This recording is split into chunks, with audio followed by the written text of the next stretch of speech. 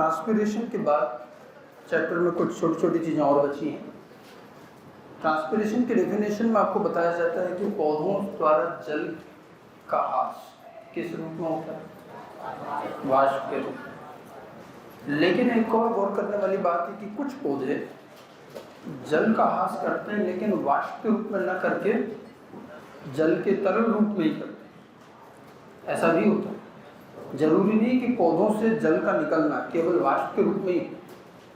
वाष्प के रूप में तो सभी पौधों से निकलता है, वो तो हो गया वाष्पोत्सर्जन। लेकिन कुछ शाकीय पौधे ऐसे हैं जो कुछ विशेष परिस्थितियों में विशेष समय पर सीधा जल ही बूंदों के रूप में निकालते हैं।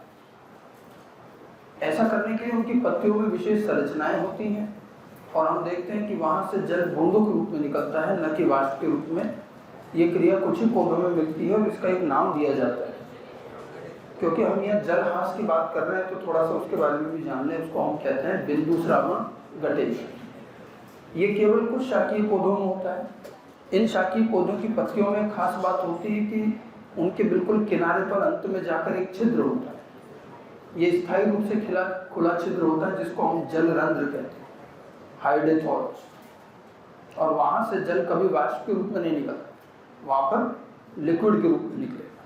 ठीक है। लेकिन ऐसा भी नहीं कि कोई दिन भर वहां से पानी निकलता रहता, ऐसा नहीं है। केवल और केवल हमें यह सुबह जल्दी, मध्य रात्रि में, आमतौर पर उस समय जब नीचे से लगने वाला फोर्स बहुत तीव्र हो। नीचे से कौन सा फोर्स लगता है? मूल दाब। अब देखिए, मूल दाब तो अच्छा खासा है, लेकिन वाष्पोत्सर्जन उस दर से सुबह सुबह कहाँ से होगा? रात को कहाँ होगा? तो वाष्पोत्सर्जन तो कम है और मूल दाब ज़्यादा है, तो पौधे के अंदर पानी की मात्रा बढ़ गई कि बढ़ गई? पानी नीचे से तो ऊपर आ रहा है लेकिन ऊपर से निकल नहीं रहा। तो ऐसे में ये पानी जो होता है ये तरल रूप में ही बाहर आ जाता है और ये आता है जल रंध्र से। ठीक है। इसको हम क्या कहेंगे? गटेश। गटेशन क्या है, कहाँ से होता है, किन पौधों में होता है? बस 2-3 बातें उनसे पूछी जा सकती। बिंदु श्रावण कुछ शाकीय पौधों में पत्तियों के किनारे पर स्थित विशिष्ट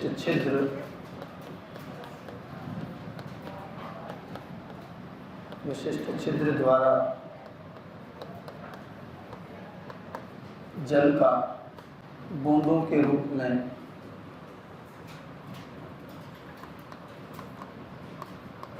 मुक्त होना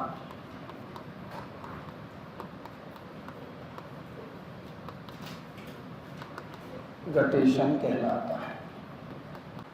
तो कुछ शाकीय पौधों द्वारा जल का बूंदों के रूप में मुक्त होना। अब ये शाकीय पौधे कौन से हैं, इनके उदाहरण ध्यान रखेंगे। तो इनके उदाहरण विभिन्न प्रकार की घास, टमाटर में देखा गया, या फिर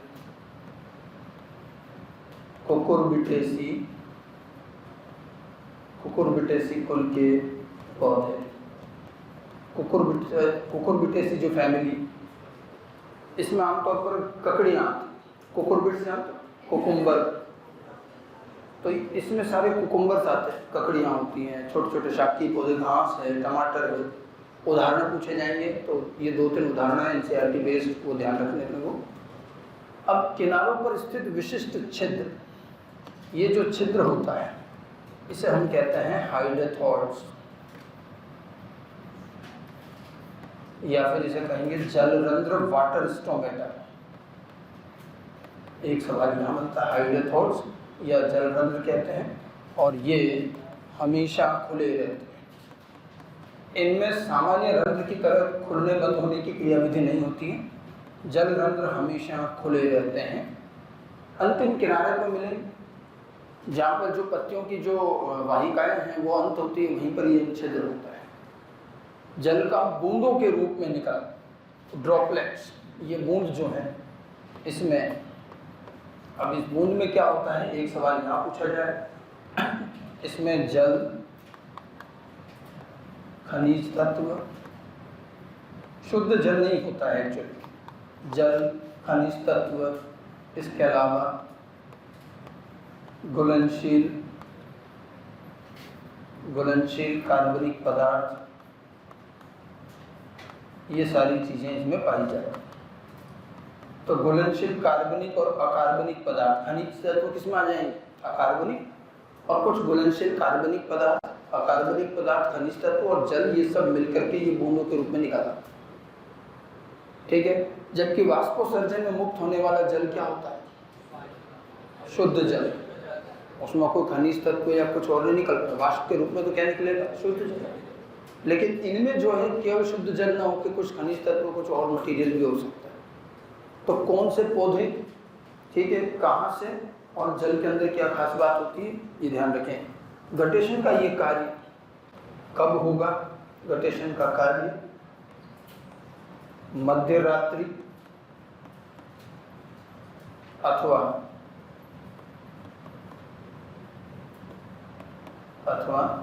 मॉर्निंग में, यानी कि सुबह जल्दी होता है,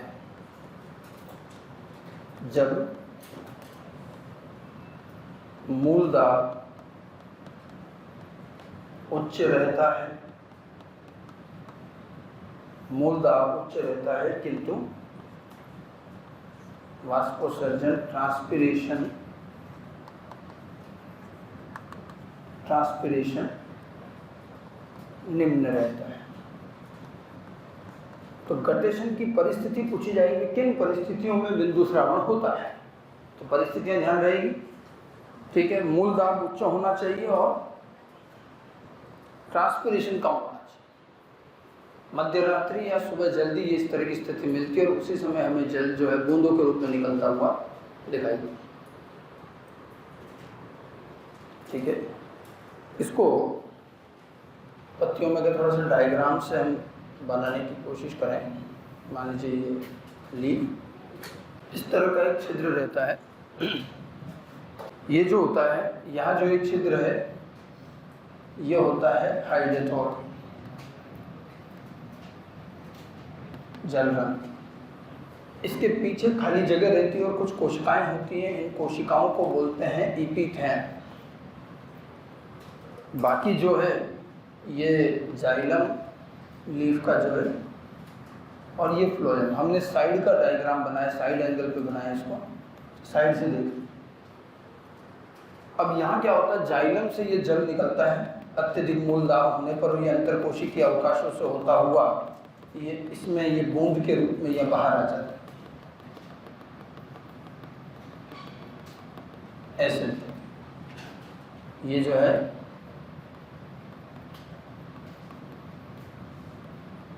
जल की बूंद। तो जहाँ ये जाइलम फ्लोएम खत्म हो रहे हैं, उसी में आगे जाकर के ये जल रंध्र होता है और अत्यधिक मूल दाब से ये जल जो है जाइलम से निकलता है, अंतरकोशिकीय अवकाशों में होता हुआ बाहर बूंद के रूप में निकलता है। यहाँ ऐसा कुछ नहीं है कि कोई स्टोमेटा बंद हो रहे हो या खुल रहे हैं, कुछ स्थायी रूप से खुला भाग है और यहाँ से मूल दाब ज़्यादा होने पर वाटर निकलता है। इसी को हम गटेशन बिंदु श्रावण कहते हैं। तो ये तो था एक छोटा सा भाग गटेशन। गटेशन के साथ साथ में एक चीज़ और ध्यान रखेंगे, ब्लीडिंग। ब्लीडिंग शब्द का मतलब जानते हो? अपने चोट लग जाती तो खून निकलने लगता, रक्तस्राव, इसको भी ब्लीडिंग कहते हैं। पौधों में भी ब्लीडिंग होती है। कभी कभी आपने देखा होगा, चलते चलते हम कई बार पौधे की एक पत्ती तोड़ लेते हैं, तो जहाँ से पत्ती तोड़ी वहाँ से कुछ तरल द्रव निकलने लगता है। ये पानी जैसा हो सकता है, कई बार सफ़ेद दूध जैसा होता है। आकड़े का पौधा देखा हो, आकड़े की पत्ती को तोड़ो आप, उसमें से तो दूध नहीं होता है, पी मत लेना, है ना। लेकिन हाँ, इस तरह के कई पौधे हैं जिनमें अक्सर उनको चोट लग जा रहा है। अब जैसे आपने पत्ती तोड़ी तो पत्ती का टूटना पौधे के लिए क्या हुआ, चोट लगना ही तो हुआ, ठीक है। तो अब वो वहाँ घाव हो गया उसका, और उन घाव वाले क्षेत्रों से वो जो तरल द्रव निकलता है, उसी प्रोसेस को हम क्या कहते हैं, ब्लीडिंग। कई पौधे अपने अंदर ऐसे कई इंपॉर्टेंट लिक्विड बनाते हैं जो मानव के लिए बड़ा उपयोग। जैसे आपने देखा होगा रबड़, लेटेक्स सुना है, रबड़ शील, रबड़ शील जानते हो, ठीक है। कई पौधों में ये नेचुरल टेंडेंसी होती है कि वो लेटेक्स बनाते, रबड़ शील बनाते, और उसमें से उनको निकाला भी जा सकता। तो रबड़ पौधा होता है, उसका नाम है हेविया ब्राजीलियंसिस। ब्राज़ील का पौधा है वो, इंडिया में भी काफ़ी रबड़ होता है, केरला में। अब रबड़ के पौधे में, रबड़ के पेड़ होता है, उसमें तने में ऐसे कट लगा देते और एक कटोरा या बाल्टी लटका देते। देखा है कभी? फोटो में देखा होगा, किताबों में ही होता है। ठीक है, दुनिया भर के इंटरनेट में फालतू चीज़ें देखने में काम की चीज़ देखा। ठीक है, तो अब वो जो कट लगाते हैं, उस कट में से क्या होता है, वो लिक्विड जो लेटेक्स होता है वो उस कटोरे में इकट्ठा होता है। रबर उत्पादन होता ही इसी तरह से, तो जगह जगह पे लगाया। ऐसे साउथ इंडिया में एक और पौधा होता है टोडी पाम। ठीक है, उस टोडी पाम में भी ऐसे ही सबसे ज़्यादा ब्लीडिंग अब तक की टोडी पाम में देखी गई है। एक दिन में 50 लीटर तक लिक्विड, वो शर्करा, वो उसमें दूध जैसा लेटेक्स नहीं होता, वो बिल्कुल गन्ने के जूस जैसा शर्करा रिच पदार्थ निकलता है उसमें, उसको टोडी पाम कहते हैं। ये सब ब्लीडिंग, पौधे में ब्लीडिंग होना, पौधे के लिए तो चोट लगने और घाव की वहाँ से निकल, उसका फायदा पौधे को रहता है, तो वहाँ एकदम से संक्रमण नहीं होता और घाव उसका जल्दी बनता है। बट कई पौधे इतना ज़्यादा मात्रा में इस तरल द्रव को बनाते हैं कि हमारे लिए ये व्यावसायिक महत्व का हो जाता है। एक पौधा आता है शुगर मैपल और एक है टोडी पाम।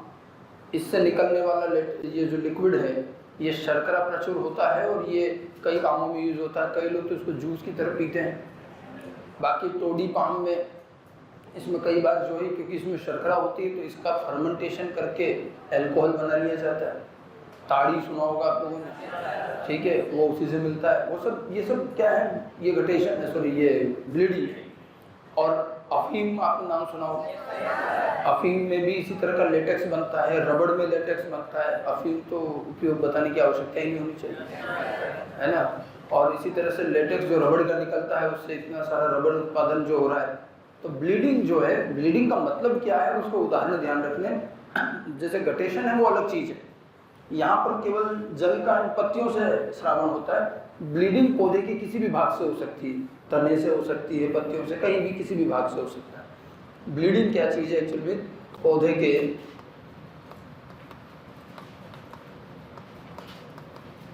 कटे हुए भागों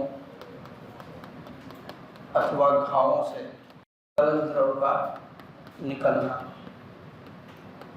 ब्लीडिंग कहलाता है। कटे हुए भाग या घाव से तरल द्रव का निकलना ब्लीडिंग कहलाता है।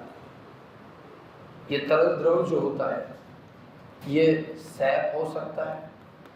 सैप में क्या क्या चीज़ें आती, जल आता है और खनिज तत्व आते हैं। तो कई बार तो जल और खनिज तत्व ही मिक्स होकर के निकलते हैं। अथवा इसमें और क्या हो सकता है, शर्करा हो सकती है, शुगर, या फिर इसमें लेटेक्स, रबड़ शील हो सकता है। और भी अलग अलग पौधों में अलग अलग पदार्थ हो सकते हैं। शर्करा जो है, इसका तो उदाहरण हमें मिलता है sugar maple, sugar maple plant और टोडी पाम, टोडी पाम। ठीक है, इससे तो शर्करा, लेटेक्स जो है ये हमें प्राप्त होता है रबर,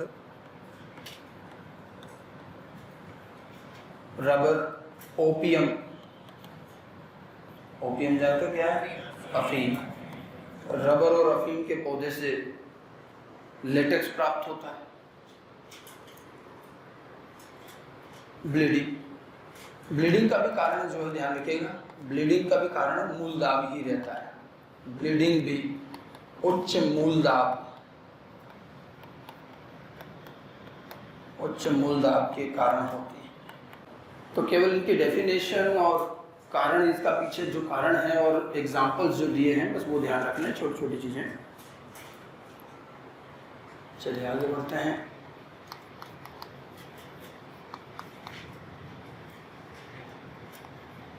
फूड ट्रांसलोकेशन, पौधों में कार्बनिक खाद्य का परिवहन।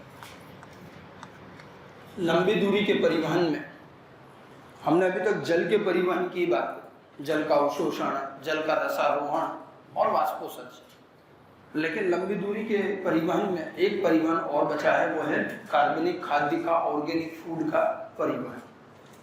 ठीक है, अब ये खाद्य का परिवहन कैसे होता है, अब यहाँ जल की बात की करनी है, कार्बनिक खाद्य कहाँ बन रहा है? अच्छा, कार्बनिक खाद्य पौधे में बाहर से आ रहा है या पौधा खुद बना रहा है? खुद ही बना रहा है। कहाँ बना रहा है? अपने प्रकाश संश्लेषी भागों में, यानी कि पत्ती में। तो बना भी खुद ही रहा है, तो क्या कोई अवशोषण की आवश्यकता है क्या? नहीं है। जल में तो हमने पहले अवशोषण पढ़ा, क्योंकि जमीन से ला रहे हैं। यहाँ कोई अवशोषण नहीं, ठीक है। यहाँ तो खुद ही बना रहे हैं, बस यहाँ तो बना करके क्या करना है? वितरण। क्या पौधे के सारे भाग प्रकाश संश्लेषण करते हैं? तो यानी कि जो भाग प्रकाश संश्लेषण नहीं करते उनको भी तो भोजन चाहिए। पत्तियां क्या केवल अपने लिए खाना बनाती है? पत्तियां अपने लिए क्या, तो पूरे सजीव जगत के लिए बना, ठीक है। तो उसने प्रकाश संश्लेषण से कार्बनिक खाद्य बनाया और पौधे के उन भागों तक पहुंचाया जाएगा जो ये काम नहीं कर रहे। तने की कोशिकाएं हैं, जड़ है, या और भी जो भी भाग। तो पत्तियों से इसका परिवहन बाकी सारे भागों तक, यही क्या कहलाता है? कार्बनिक खाद्य का परिवहन। और ये निश्चित रूप से लंबी दूरी का परिवहन। ये काम मुख्य रूप से किसके द्वारा होता है? फ्लोएम द्वारा। ये भी हम प्रायोगिक रूप से सिद्ध करके बताते हैं कि फ्लोएम से ही ये परिवहन होता है, ठीक है। फ्लोएम के अंदर आप देखिए, तने में या यूं कहें हमारे समन ऊतकों में 2 पाइपलाइन फिट की गई है, एक जाइलम और दूसरी, एक सजीव तो दूसरी निर्जीव। समझ गए? जल और खनिज तत्वों को हम निर्जीव रास्ते से ले जा रहे हैं, जाइलम से, लेकिन कार्बनिक खाद्य को हम सजीव रास्ते से, फ्लोएम से ले जाएंगे। इसका मतलब देखिए, खाद्य परिवहन में 2 मुख्य बातें, एक तो जहाँ निर्माण हो रहा है और एक वो जहाँ उपयोग हो रहा है। निर्माण होने वाला भाग अलग है, उपयोग होने वाला भाग क्या है? अलग है। निर्माण वाले भाग को हम कहेंगे या तो निर्माण क्षेत्र कह सकते हो, या सप्लाई एंड कह सकते हो, या इसको बोलते हैं हम सोर्स, स्रोत। वहाँ बन रहा है, और जहाँ वो उपयोग हो रहा है, या तो वो उपयोग क्षेत्र कहलाएगा, या फिर उसको हम कहेंगे सिंक। सोर्स और सिंक, हिंदी में हम कहेंगे स्रोत और कुंड। सिंक को क्या बोलते हैं? कुंड। सिंक का मतलब वो जगह जहाँ कोई चीज खत्म की जा रही है, डाली जा रही है। ये कुंड की बात है कि कितना ही ऐड कर दो उसमें खाली रहता है, ठीक है। तो स्रोत, सोर्स और सिंक, यहाँ 2 के बीच में परिवहन होगा। परिवहन किस दिशा में होना चाहिए? सोर्स से सिंक की तरफ या सिंक से सोर्स की तरफ? निर्माण जहाँ हो रहा है वहाँ से उपयोग करने की तरफ जाएंगे, ठीक है। लेकिन सोर्स जो होता है वो हमेशा फिक्स नहीं है पौधे में। वैसे तो हम कह रहे हैं कि पत्तियां सोर्स है, लेकिन कभी कभी पतझड़ होगी, ये सारी पत्तियां गिर गई, बसंत से पहले होता है, ठीक है। अब पत्तियां तो खाना नहीं बना ली, फिर ऐसे में पौधा क्या करेगा? थोड़े दिन फास्ट रख लेगा, क्या करेगा? तो जो जड़ें सामान्य तौर पर सिंक का काम करती है, वो अब क्या करेगी? अब उसके पास संचित खाद्य इसीलिए रखा है, अब जड़ों को कहीं निकालो, ये ठीक है, जो बचा के रखा हो वहां से निकाल के सब जगह पहुंचाएंगे। विशेष रूप से कलिकाओं, पत्तियां कहाँ बनेंगी? कलिकाओं से। तो जड़ों से कलिकाओं तक भोजन पहुंचा दें, जबकि बाकी क्या हुआ? पत्तियों में भोजन बना के जड़ को दिया, तो कहाँ गया? ऊपर से नीचे में। लेकिन बाद में जब पत्ती गिर गई तो फिर जड़ में से निकाल के हमने वापस कलिकाओं को दिया, तो अब भोजन कहाँ जा रहा है? नीचे से ऊपर। तो जड़ कभी तो सिंक की तरह काम कर रही है, कभी सोर्स की तरह काम कर रही है। तो सोर्स और सिंक निश्चित स्थान नहीं है, ये बदलते रहते, मौसम के अनुसार, पौधे की आवश्यकता के अनुसार ये बदलते रहते हैं। और इसलिए फ्लोएम परिवहन एक दिशीय नहीं है, वो नीचे भी जा सकता है तो नीचे से, तो ये द्विदिशीय बल्कि पार्श्व दिशाओं में भी जाता है, तो बहुदिशीय कहना और उचित है। समझ में आई बात? तो कार्बनिक खाद्य का अपने निर्माण स्थल से उपयोग स्थल की तरफ फ्लोएम के माध्यम से परिवहित होना, लंबी दूरी का ये परिवहन ही फ्लोएम ट्रांसलोकेशन कहलाता है। ये हमेशा फ्लोएम के माध्यम से होगा। फ्लोएम एक सतत नलिका के रूप में कार्य करता है। नलिका कैसे बनी? फ्लोएम किन चीजों का बना है? फ्लोएम का इकाई भाग क्या है? चालनी नलिकाएं, सीव ट्यूब्स। ये सजीव कोशिकाएं या मृत? सजीव कोशिकाएं। केंद्रक युक्त या केंद्रक विहीन? केंद्रक क्यों हटाया? केंद्रक क्यों हटाया? चालनी नलिकाओं की बड़ी बड़ी कोशिकाएं एक के बाद एक ऐसे जमी रहती, और इनके बीच के जो पट होते हैं, जो भित्ति होती है, उसमें भी छिद्र होते हैं। ये जो भित्ति होती है इसको परफोरेटेड सीव प्लेट कहते हैं, ठीक है। छिद्र क्यों है? ताकि भोजन का परिवहन सतत रूप से किया जा सके। इस परिवहन की सततता में केंद्रक अगर कोशिका में बीच में रहेगा तो अवरोध उत्पन्न करेगा। तो अवरोध बिल्कुल ना हो, सब कुछ स्मूथ चले, इसके लिए केंद्रक तक का बलिदान कर दिया जाता है, ठीक है। ये एक प्रकार का उच्चतम स्तर का विभेदन है। हमारी आरबीसी द्वारा केंद्रक नष्ट करना ताकि ज़्यादा से ज़्यादा हीमोग्लोबिन भरा जा सके, और हमारी फ्लोएम कोशिकाओं द्वारा केंद्रक नष्ट करना ताकि परिवहन सुचारू रूप से हो सके। ये दोनों सेक्रीफाइस जो हैं सजीव जगत में सबसे बड़े सेक्रीफाइस माने जाते हैं कि कोशिकाओं ने अपने कार्यों के लिए केंद्रक तक को कुर्बान कर दिया। समझ रहे? तो ये विभेदन है। और क्योंकि केंद्रक चला गया इसीलिए लंबी आयु नहीं रहेगी इन कोशिकाओं की। हालांकि यहाँ फ्लोएम में तो उसके आसपास की कोशिकाएं होती हैं, चारने नलिकाओं के पास में फ्लोएम मृदुतक है, कंपेनियन सेल सुना होगा, जानते हो ना, वो मिलकर चला लेती है काम। लेकिन बेचारी आरबीसी के पास तो कोई भी नहीं, इसीलिए आप देखिए आरबीसी का जीवन काल तो और भी कम है, फ्लोएम का उससे ज़्यादा है। क्यों ज़्यादा है? क्योंकि उसको संभालने वाले और लोग हैं। ठीक है, तो फ्लोएम द्वारा चले, हम इसको साबित कर सकते हैं। हम एक मेल्पी की एक वैज्ञानिक है, नाम सुना होगा, उन्होंने एक गर्डलिंग एक्सपेरिमेंट किया। उन्होंने क्या किया, पौधे के तने के बीच में से छाल हटाया। छाल हम कहते हैं फ्लोएम तक, जाइलम के बाहर का सारा हिस्सा क्या कहलाता है? छाल, बाहर। तो इन्होंने जाइलम रहने दी, फ्लोएम से लेके बाहर का पूरा हिस्सा छील दिया, इसको कहते हैं गर्डलिंग। ठीक है, अब उन्होंने देखा कि थोड़े समय बाद वो जहाँ इन्होंने गर्डलिंग करी उसमें ऊपर की तरफ तना थोड़ा ऐसे फूल गया, नीचे तो कुछ भी नहीं हुआ, लेकिन ऊपर की तरफ क्या हो गई, एक सूजन हो गई। इससे उन्होंने कहा ये जो सूजन क्यों हो, क्योंकि ऊपर तो भोजन बन रहा है, बन के नीचे जा रहा है, लेकिन नीचे तो काट दिया अपने रास्ते ही ब्लॉक कर दिया, तो वो वहीं इकट्ठा हो। कार्बनिक खाद्य के जमाव की वजह से जिस जगह गर्डलिंग करी उसके ऊपर की तरफ स्वेलिंग दिखाई देती। समझ में आई बात? ठीक है, थोड़े समय लंबे समय तक रखने पर पौधे का कौन सा भाग मरेगा? पहले दिक्कत कहाँ आएगी? जड़ों को, क्योंकि भोजन नहीं मिले, तो भोजन नहीं होगा, श्वसन नहीं होगा, तो जड़ बन जाएंगे। ठीक है, तो गर्डलिंग एक्सपेरिमेंट से हम इसको साबित कर सकते हैं। रही बात इसकी क्रियाविधि की, बहुत आसान वे में समझाई जाती है इसकी क्रियाविधि मास फ्लो थ्योरी से। पहले तो हम फ्लोएम ट्रांसलोकेशन क्या चीज़ है थोड़ी सी जनरल बातें मेंशन कर लें। पौधों में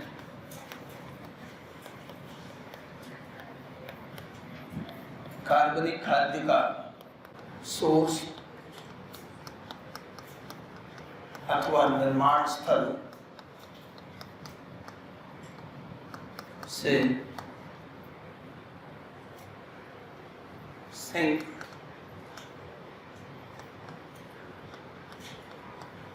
या उपयोग स्थल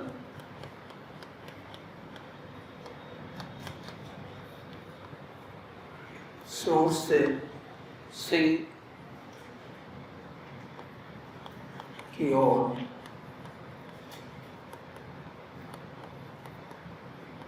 लंबी दूरी का परिवहन फूड ट्रांसलोकेशन कहलाता है।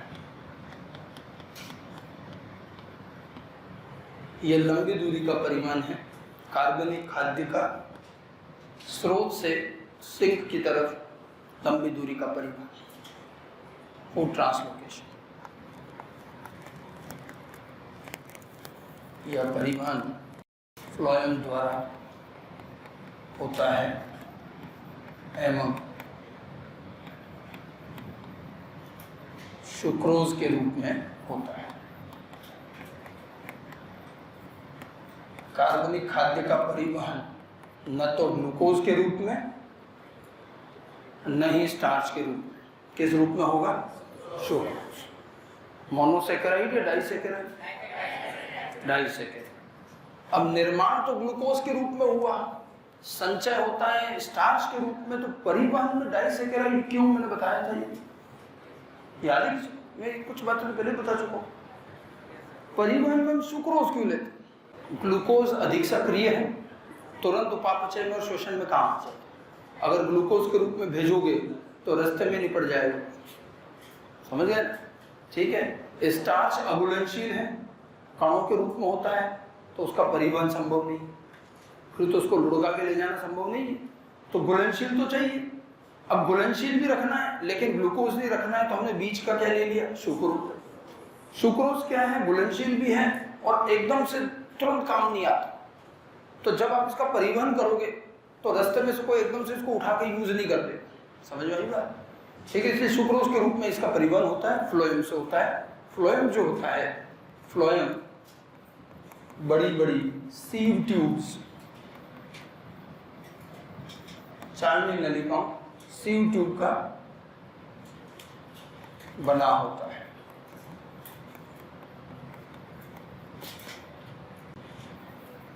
जो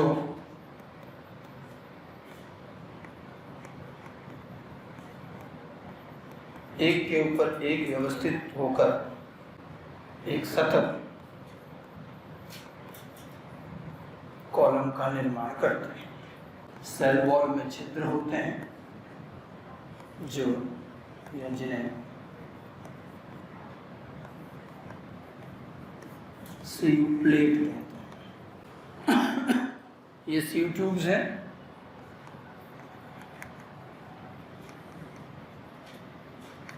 और सीव ट्यूब्स में इस तरह की छिद्रित कोशिका भित्ति होती है दोनों के बीच में, सीव प्लेट कहेंगे। देखिए, फ्लोएम ट्रांसपोर्ट को दर्शाने के लिए एक एक्सपेरिमेंट बताया जाता है। कार्बनिक खाद्य फ्लोएम के द्वारा ही जाएगा, ये बात गर्डलिंग एक्सपेरिमेंट से समझा सकते हैं। इस गर्डलिंग एक्सपेरिमेंट को मेल्पिगी ने किया था।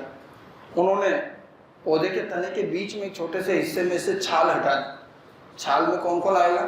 फ्लोएम से बाहर का पूरा भाग हटा दिया, केवल क्या रहने दिया? जाना।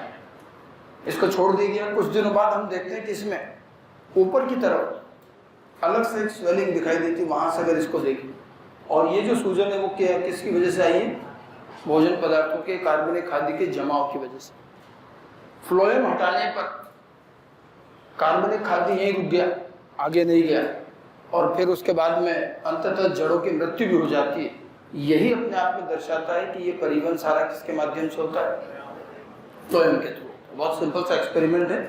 तो क्या गर्डलिंग एक्सपेरिमेंट के नाम से क्वेश्चन पूछा जा सकता है कि किस भाग में सूजन हुई, ऊपर की ओर या नीचे की ओर, तो बताया जाना चाहिए। अब सोर्स और सिंक के संबंध के बारे में भी थोड़ी सी चीजें ध्यान रखनी है। सोर्स कौन सा रहेगा, सिंक कौन सा रहेगा? सोर्स तो प्रकाश संश्लेषी पत्तियां रहेंगी, और सिंक कौन रहेगा? जड़ें, तना भी हो सकता है, कलिकाएं भी हो सकती है। मेनली तो सबसे ज्यादा जो परिवहन होता है वो पत्तियों और जड़ों के बीच में, ये दो मेन है। बाकी ठीक है, और भी जगह पहुंचाया जाएगा, बट पत्तियों से जड़ों के बीच में होता है। अब एक काम की बात और ध्यान रखना कि सोर्स और सिंक नियत नहीं रहते हैं। मौसम के अनुसार और या फिर आवश्यकता अनुसार सोर्स और सिंक बदल जाते हैं। हो सकता है जो सोर्स हो वो बाद में सिंक हो जाए, ये उल्टे भी हो सकते हैं। तो सोर्स और सिंक फिक्स नहीं। आमतौर पर सोर्स पत्तियां हैं, सिंक जड़ें हैं, लेकिन ये बदली जा सकती हैं। और इस बदलाव का एक उदाहरण भी ध्यान रखेंगे, जैसे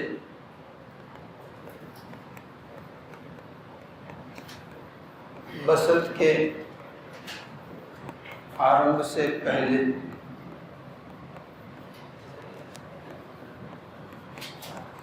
जड़ों में उपस्थित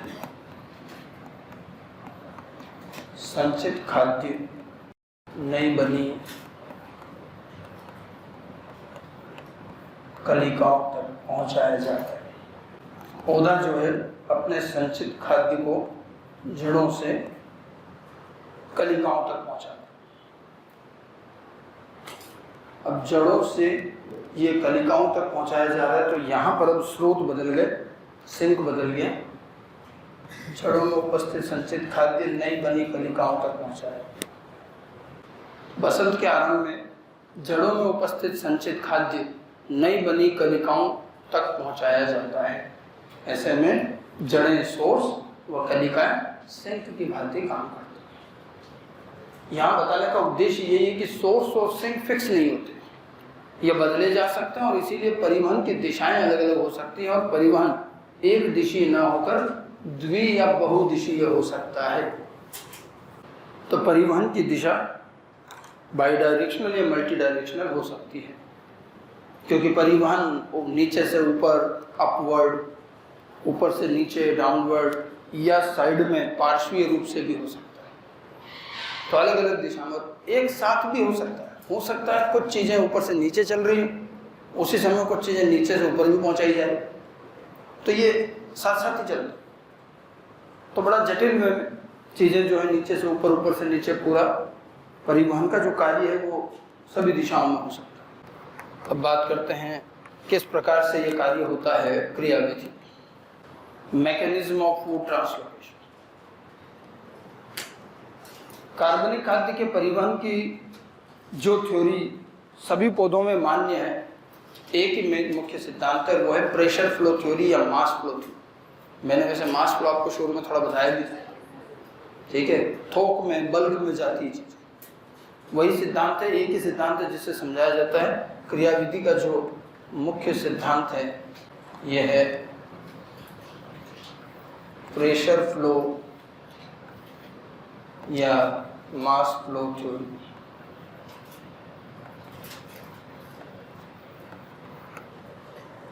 दाब प्रवाह या थोक प्रवाह सिद्धांत कैसे। मास फ्लो या प्रेशर फ्लो, जब हमने लंबी दूरी का परिवहन शुरू किया था तो शुरुआत में भी बताया था कि लंबी दूरी का परिवहन विसरण जैसी छोटी छोटी चीज़ों से नहीं होता, और अगर उससे करने लगे तो बहुत समय लगे, याद है। तब हमने कहा था कि यहाँ पर चीज़ें जो है एक साथ बल्क में जाती और एक नदी की तरफ बहाव होता है और उसी में सारी चीज़ें बहती रहती है, चलती रहती है। तो यहाँ भी कार्बनिक खाद्य जो है बहती हुई नदी के समान ही है, ठीक है, और उसी में एक साथ पदार्थ जो है लंबी दूरी तक जाता है और कम समय में भी पहुँचता है। लेकिन इस बहाव को बनाने के लिए हमें कुछ तो चाहिए। ये बहाव ऐसे थोड़ी चले। कोई भी तरल पदार्थ बहता कब है? जब दबाव का अंतर, दाब का अंतर। इसीलिए तो क्या लिखा है? प्रेशर। इस सिद्धांत में ये सिद्धांत दिया गया था मंच द्वारा। मंच तो वो नहीं मंच जो आप खाते हो, है ना, या मंच पकड़े होकर भाषण देते हैं, वो नहीं, ये नाम है किसी का। और वो जो चॉकलेट जो आती है वो मंच, वो भी किसी के नाम से ही दी हुई है। मंच नाम होता है किसी का, ध्यान रखना। तो इन्होंने समझाया कि परिवहन कैसे होगा दबाव के अंतर। इनका कहना था कि पौधे में सोर्स और सिंक दो जगह हैं और इन दोनों जगहों पर दाब का अंतर, दाब विभव जिसको हम कहते हैं, ठीक है, या दाब प्रवणता, यही दाब का अंतर जो है परिवहन करवाए। और आमतौर पर इनका कहना है कि सोर्स पर दाब ज्यादा होता है। यहाँ पर कौन से दाब की बात होगी? स्फीत दाब, टर्गर प्रेशर। कोशिकाओं में कौन सा दाब बनता है? Turgor pressure. तो सोर्स जो आता है वहां पर टर्गर प्रेशर ज्यादा होता है और जो सिंक होता है वहां टर्गर प्रेशर होता है कम। और हमेशा पदार्थ उच्च टर्गर प्रेशर से निम्न टर्गर प्रेशर की ओर स्वतः गति करता है। तो पौधे को सिर्फ क्या करना है? दो काम करने हैं कि स्रोत वाली जगह पर टर्गर प्रेशर उच्च बना के रखना है और सिंक वाली जगह पर टर्गर प्रेशर को कम रखना है। बाकी परिवहन में उसको कुछ नहीं करना, परिवहन अपने आप हो जाए। समझ गए? तो परिवहन का कार्य में ऊर्जा लग रही है क्या? नहीं। परिवहन कैसा है? निष्क्रिय, लेकिन ऊर्जा खर्च होगी और वो कहाँ होगी? इन दाब को बनाने, दाब का अंतर बनाने में क्या करना पड़ेगा? ऊर्जा खर्च करनी पड़ेगी। तो सोर्स के यहाँ पर हम उच्च दाब बनाएंगे और सिंक के यहाँ पर निम्न दाब, और उसके बाद जो है फ्लोएम में ये मास में चीजें बहती जाएंगी। तो ये पूरा जो सिद्धांत है वो प्रेशर फ्लो या मास फ्लो थ्योरी कहा जाता है। अब यहाँ देखिए इस सिद्धांत में दो मुख्य बातें हैं, एक है फ्लोएम लोडिंग और एक है अनलोडिंग। लोडिंग अनलोडिंग जानते हो? लदान हिंदी में क्या कहते हैं? जैसे गाड़ी में सामान चढ़ा रहे हैं, ठीक है, तो लोडिंग। मान लीजिए मतलब आप सड़क, एक ऐसी सड़क पर खड़े हैं जिसमें अच्छा खासा ढलान, समझिए, ऊपर सामान रखा है, आपको नीचे पहुंचाना है, तो क्या करेंगे? गाड़ी में सामान चढ़ाया, सामान तो उठा के रखना पड़ेगा, ऊर्जा खर्च होगी कि होगी? होगी, ठीक है। लदान किया, लोडिंग करिए, उसके बाद गाड़ी को धक्का दे दिया, ठीक है, अपने आप ही जा रही है नीचे, नीचे पहुंच गई, वहाँ खाली कर रहे हैं। खाली करना तो फिर ऊर्जा लगेगी, ठीक है। खाली नहीं करोगे तो क्या दिक्कत? गाड़ी को ऊपर वापस ले जाना है, एक ही बार में नहीं आया सारा सामान, तो बार बार लाने के लिए गाड़ी खाली करनी पड़ेगी। तो वो जो भरना और खाली करने का काम है उसमें ऊर्जा लगेगी, बाकी तो वो गुड़कता हुआ खुद ही आ रहा है। ये तो मैंने सिर्फ एक एग्जाम्पल बताया था, ये नहीं सोचे कि हम गाड़ी में क्यों भरन, तो सामान को लुढ़काते है ना, इतने दिमाग लगाने, गाड़ी में भरने का ऊर्जा क्यों खर्च कर रहे हैं? तो दरअसल यहाँ गाड़ी नहीं है, एक्चुअली क्या है, फ्लोएम के अंदर देखो, आप खास बात देखो, फ्लोएम को सजीव क्यों रखा? कार्बनिक खाद्य को पहुंचाने के लिए सजीव तंत्र का, सिम्प्लाज्म का सहारा ले रहे, जीव द्रव्य के थ्रू जा रहा है, तो वहां कर क्या रहे, वो नदी कैसे बने? जबकि आप जाइलम देखो, जाइलम खाली पाइप है, मृत कोशिकाएं, और इसीलिए वहां पर पानी को ऊपर चढ़ाना है, नीचे तो खींचना पड़ रहा है या नीचे से दाब लगा रहे हैं, मूल दाब। लेकिन फ्लोएम के अंदर जरा सा भी टर्गर प्रेशर का अंतर होगा तो अपने आप चीजें चल देती है। उसका कारण है कि पहले से ही एक तरल तो भरा हुआ ही है ना जीव द्रव्य, तो करना क्या है, केवल जो स्रोत है वहां दाब बढ़ाना है और उधर दाब कम रखना है। तो जो सुक्रोज है वो अपने आप घुलनशील अवस्था में जीव द्रव्य में बहता बहता चला जाए।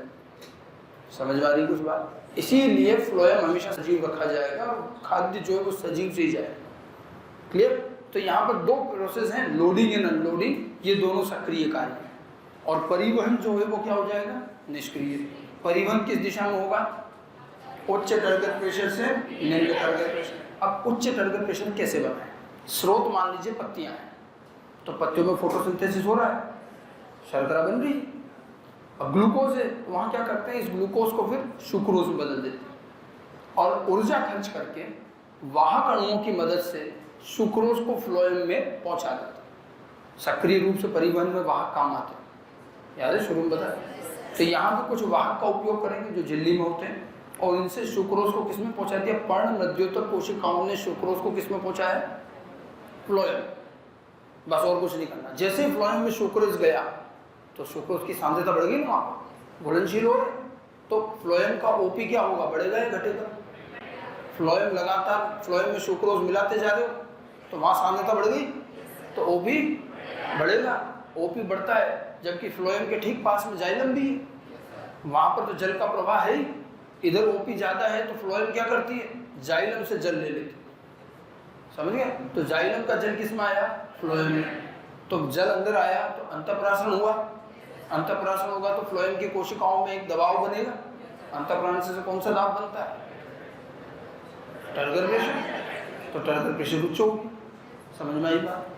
तो फ्लोएम से जल, जाइलम से जल लेंगे और सुक्रोज को मध्योत्तर कोशिकाओं से इसमें सक्रिय रूप से मिलाया जाए। अब यहाँ दाब ज़्यादा होगा, उधर दूसरी तरफ जड़ों में सिंक के मान लीजिए, तो जड़ क्या कर रही है, वहाँ जो जीव द्रव्य सतत रूप से चल रहा है जड़ों तक, तो ये क्या करती है, जीव द्रव्य में से सुक्रोज को वापस वाहक अणुओं से निकाल लेती है। जड़ों में क्या हो रहा है, सुक्रोज को निकाला जा रहा है, वाहक काम आएंगे, ऊर्जा खर्च होगी, और सुक्रोज को निकाल करके या तो श्वसन में काम में ले लेंगे ऊर्जा बनाने में, या फिर ज़्यादा है तो स्टार्च बना देंगे। अच्छा, स्टार्च बना बना के जमा करते रहेंगे तो स्टार्च के जमाव से क्या परासरणी दाब बढ़ेगा, बढ़ेगा क्या? स्टार्च तो अघुलनशील है, कितना ही रख दो कोई दिक्कत नहीं, लेकिन सुक्रोज तो निकाली जा रही है ना फ्लोएम में से, तो फ्लोएम में सुक्रोज की मात्रा क्या हुई, कम, तो ओपी भी कम, और ओपी कम हुआ तो अपने आप जो है फ्लोएम का जो जल है वो वापस किस में चला जाएगा, जाइलम में, तो वहाँ पर परासरणी दाब क्या हो गया, कम। समझ में आई बात? तो ये दो सिरे मेंटेन किए जाते हैं, इधर उच्च दाब इधर निम्न दाब। दोनों को मेंटेन करने के लिए हमें वाहक अणु और ऊर्जा सक्रिय परिवहन होगा। बाकी उसके बाद गति अपने आप, फ्लो तो अपने आप चलेगा, वो उच्च टर्गर प्रेशर से निम्न टर्गर प्रेशर। तो इस सिद्धांत का बेसिक थीम देखिए क्या है।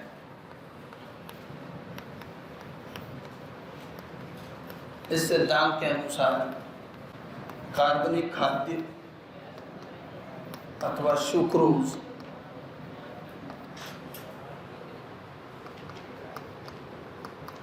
विलयन के रूप में, मतलब घुलनशील अवस्था में विलयन के रूप में फ्लोएम में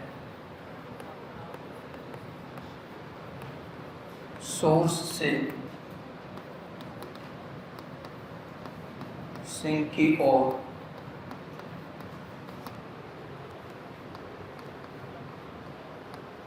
परिवहन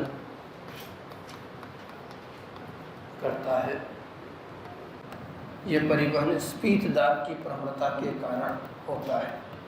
तो इस सिद्धांत का जो मुख्य बात है, कार्बनिक खाद्य या सुक्रोज विलयन के रूप में, विलयन सॉल्यूशन के रूप में जाएगा घुलनशील अवस्था में, सोर्स से सिंक की ओर परिवहन करता है, और परिवहन परासरण से उत्पन्न दाब या स्फीत दाब की प्रवणता, प्रवणता का मतलब होता है अंतर, difference in turgor pressure, gradient, इस प्रवणता के कारण ये परिवहन होता है। अब इसमें पहला भाग रहेगा सोर्स पर फ्लोएम लोडिंग। अब देखिए सोर्स पर सबसे पहले फ्लोएम की लोडिंग का प्रोसेस जो मैंने अभी बताया आपको वही लिखा है। लोडिंग किस प्रकार से होगी? पत्तियों में प्रकाश संश्लेषण से शर्करा बनती है और इस शर्करा को पहले तो सुक्रोज में बदल देते हैं। अब पर्णविद्युत कोशिकाएं सुक्रोज को ऊर्जा खर्च करके यानी कि एटीपी एवं वाहक अणुओं की मदद से फ्लोएम में स्थानांतरित करती है। ये एक सक्रिय परिवार है। इससे क्या हो जाएगा? फ्लोएम का ओपी बढ़ जाता है एवं जाइलम से एंडोस्मोसिस के माध्यम से जल फ्लोएम में आ जाता है और फ्लोएम का टर्गर प्रेशर बढ़ जाता है। तो लोडिंग से फ्लोएम में उच्च टर्गर प्रेशर का निर्माण किया है। तो सोर्स पर लोडिंग और उसके बाद सिंक पर अनलोडिंग। अनलोडिंग का काम उससे ठीक उल्टा हो। अब जड़ों में फ्लोएम में से सुक्रोज को वापस वही वाहक अणुओं और एटीपी की मदद से निकाल लिया जाता है। निकाल के क्या करेंगे? या तो इसको हम श्वसन में काम में ले लेंगे, श्वसन में काम आ जाता है, या फिर इससे हम स्टार्च बना के संचित करेंगे। ठीक है। तो जड़ों में फ्लोएम के सुक्रोज के हटने या कम होने से ओपी क्या हो जाएगा? कम। और ओपी कम होते ही जल एक्सोस्मोसिस से जाइलम से फ्लोएम में चला जाएगा, फ्लोएम से जाइलम में चला जाएगा और फ्लोएम का टर्गर प्रेशर निम्न हो जाएगा।